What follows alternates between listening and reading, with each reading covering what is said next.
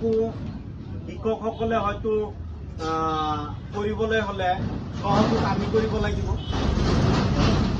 আমি সহযোগ কৰিলেহে এই দুখীয়াৰ ঘৰৰ দুখীয়া ছাত্ৰ ছাত্ৰীসকলে মেধাৱী ছাত্ৰ ছাত্ৰীসকলে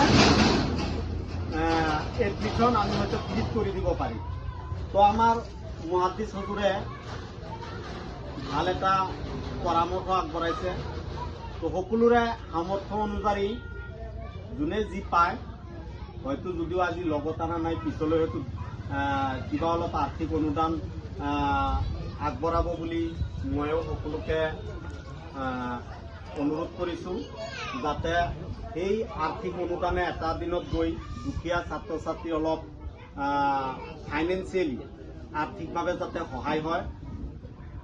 এইখিনি কৈ মোৰ ক্ষুদ্ৰ বক্তব্য মই সামৰণি মাৰিছোঁ।